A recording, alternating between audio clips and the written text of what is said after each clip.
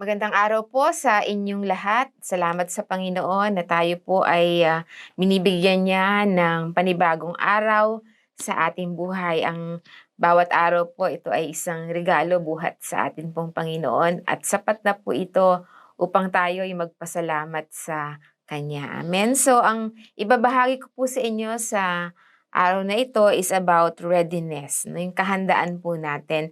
Alam niyo madaming verses po sa Bible ang nagsasaad tungkol sa kahandaan or paghahanda po natin, 'no? At sa totoo lang po madami tayong pinaghahandaan. Kung magulang tayo, pinaghahandaan po natin yung future, 'no, ng ating mga anak, 'no? Pinaghahandaan natin yung kanilang education o pagtataguyod natin sa kanila pong pag-aaral, 'no? Dahil ang education po, ito'y napakahalaga sa magandang kinabukasan ng ating pong mga anak. No, yung pong mga iba naghahanda rin po, yung mga single natin na, medyo nag-iisip na rin 'no, na mag-asawa 'no, naghahanda na rin po sila sa pagpapamilya. At isa rin po ito sa dapat pong pinaghahandaan 'no, hindi puwede na biglaan lang po ito o, ito po'y dapat na pinag-iisipang mabuti 'no, ibig sabihin pinaghahandaan din po itong mabuti, okay. So, marami pong mga bagay sa buhay natin na importante na handa tayo 'no, kaya po ang Panginoon lagi niya pong, mine-mention niya sa Bible, "Be ready 'no, in season and out of season." 'No, ibig sabihin pinaghahandaan natin 'no, yung ngayon pinaghahandaan din natin yung, bukas 'no. Alam niyo naman minsan ang buhay po hindi naman laging maayos 'no, may mga pagkakataon na tayo rin ay nasa-subject sa mga iba't ibang mga problema, challenges ng buhay at maganda po na ready rin tayo mentally 'no, spiritually handa rin po natin na harapin 'no, kung ano man po yung mga pagsubok na dumarating po sa atin. Sa Bible lagi po tayong, ayun sinasabihan 'no, na lagi po tayong maghanda. Sabi po sa Luke 12:35-38, sabi po dito, "Be dressed in readiness and keep your lamps lit. Be like men who are waiting for their master when he returns from the wedding feast, so that they may immediately open the door to him when he comes and knocks. Blessed are those slaves whom the master will find on the alert when he comes. Truly, I say to you that he will gird himself to serve and have them recline at the table, and will come up and wait on them, whether he comes in the second watch or even in the third, and finds them so. Blessed are those slaves." Sa Tagalog po, napakaganda rin no, na ang sinasaad po dito. Sabi po sa Lucas 12:35-40, "Maging handa kayong lagi at panatilihing maliwanag ang inyong mga ilawan. Tumulad kayo sa mga aliping naghihintay sa pag-uwi ng kanilang Panginoon buhat sa kasalan, upang kung ito'y dumating at kumatok, ay mabuksan nila agad ang pinto. Mapalad ang mga aliping aabutang nagbabantay pagdating ng kanilang Panginoon. Tandaan ninyo, magbibihis siya at pauupuin sila. Ipaghahanda sila ng pagkain at pagsisilbihan. Mapalad sila kung maratnan silang handa pagdating ng Panginoon. Maging sa hating gabi o sa madaling araw man, sinasabi ko sa inyo, kung alam lamang ng may-ari ng bahay kung anong oras darating ang magnanakaw, hindi niya pababayaang makapasok ito.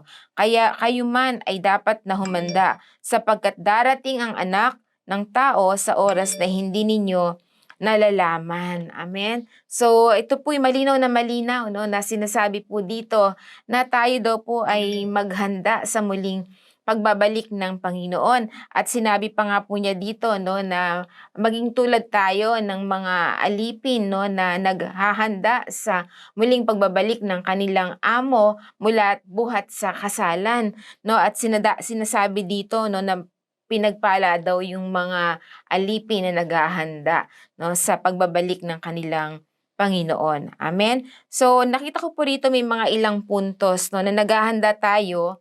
Yung paghahanda po ay ginagawa natin ito bago pa dumating yung takdang panahon, 'no.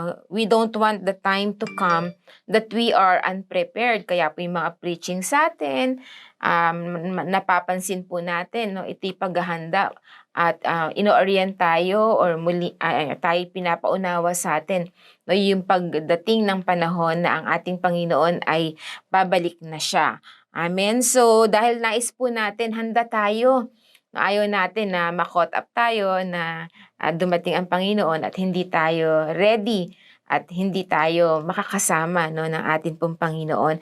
At sinabi po dito, 'no, sa ating paghahanda, 'no, sabing gano'n, "Lit your lamps." No, ibig sabihin dapat daw po ay, pinag-aalab natin yung ating mga lampara, 'no, o yung ating mga ilawan sa paanong paraan, 'no, yung sa buhay ng Kristiyano, tayo po yung pamumuhay natin, napakahalaga po, 'no, yung role ng pananalangin po natin, 'no. Kasi 'pag nananalangin po tayo, 'no, nag-aalab po yung apoy sa ating puso, 'no, tungkol po sa, pagbabalik ng Panginoon. Ibig sabihin tayo ay na-e-excite, 'no, tayo ay, talagang nananabik, 'no, sa pagbabalik ng Panginoon at, pinipilit po natin, 'no, na talagang abutan tayo ng Diyos na hindi tayo aandap-andap or nanlalamig tayo, kundi nag-iinit tayo sa ating Panginoon. Meron po tayong kasabikan sa kanyang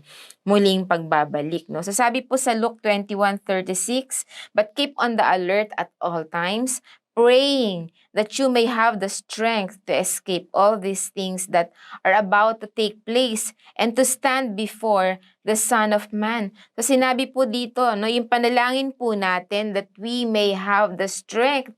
Kasi imagine niyo po itong nangyari sa atin, itong sa pandemic.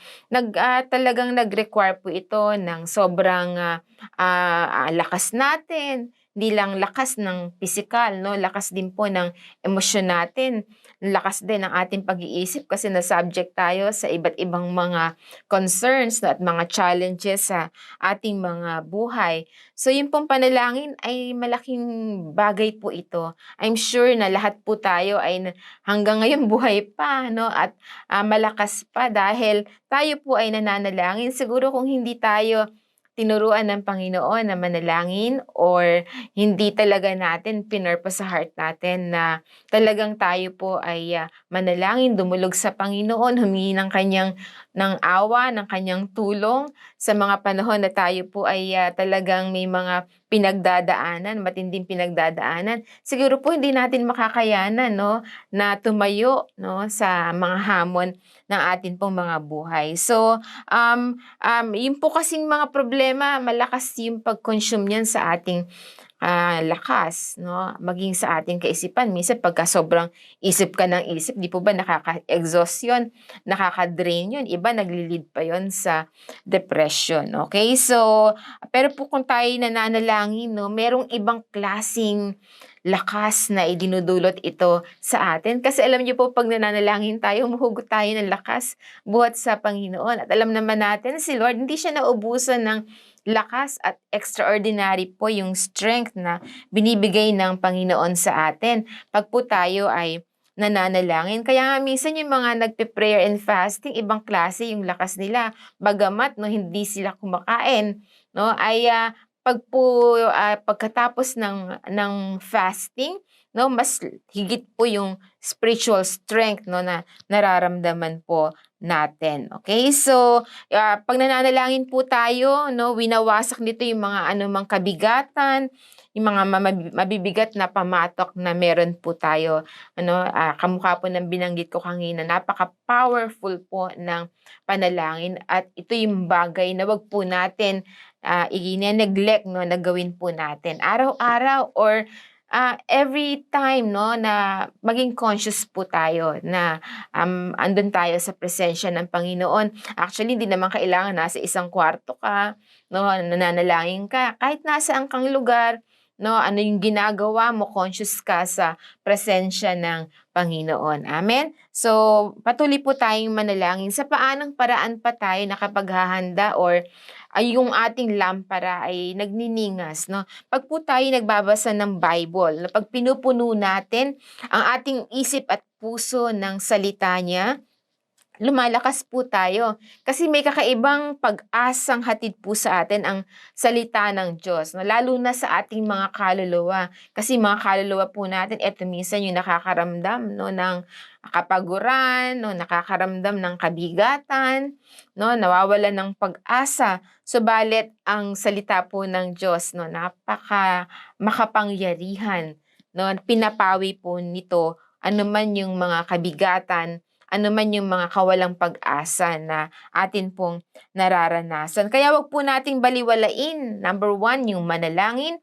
Number 2, ay magbulay-bulay ng kanyang mga salita. Amen. At kung pagtutuunan po natin ng panahon, ang mga bagay na ito ay aabutan tayo ng Panginoon na handa sa kanyang muling pagbabalik. And of course, wag po nating kalimutan na ialay po natin ang buhay natin sa Kanya. Gamitin po natin ang buhay natin para paglingkuran ang ating Panginoon. Yung lakas natin, talino natin, talento na meron tayo, lahat ng resources na meron po tayo, hayaan po natin ito magbigay ng kaluwalhatian sa ating Panginoon at magamit niya tayo upang maghatid po tayo ng kagalakan, maghatid tayo ng pag-asa, maghatid tayo ng mabuting balita sa mga tao na nangangailangan. Especially sa panahon po na ito, napakarami pong mga tao ang nangangailangan sa atin pong Panginoon. At alam naman po natin na ang kasagutan sa lahat po ng mga problema, ito po ay magmumula lamang sa Panginoon. So tayo pong lahat ay manalangin na hindi po tayo ma-distract sa bawat araw at bigyan po natin, mapagtuunan natin ng panahon ang manalangin at magbasa ng Biblia, ng mga salita po ng ating Panginoon at makapaglingkod po tayo sa anumang kaparaanan na mabibigyan po natin ng kaluwalhatian ng ating Panginoon. So tayo po yung manalangin. Panginoon, salamat po na patuloy na kami ay gawin mong handa sa iyong muling pagbabalik. Pag-alabin mo ang aming mga puso, Panginoon, ang aming excitement na manalangin, dumulog sa iyo, makipag-ugnayan sa iyo, kausapin ka at makinig din sa iyo, Panginoon. Lord, ganun din ang aming Lord, gutom at uhaw sa iyong mga salita. Hayaan mo, Lord, na mas magutom kami sa iyong mga salita kaysa magutom kami sa mga pagkain, Panginoon, na pisikal.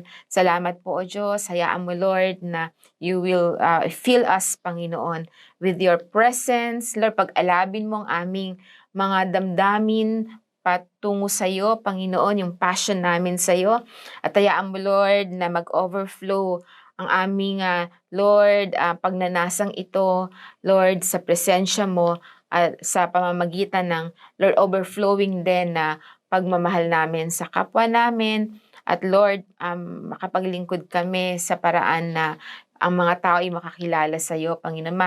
Madala namin sila sa iyo, maakay namin sila sa iyo, Panginoon. Salamat po sa anointing na dulot, Lord, ng panalangin at ng iyong mga salita. Salamat po. We thank you. We bless you. In Jesus' name we pray. Amen. Amen. God bless you.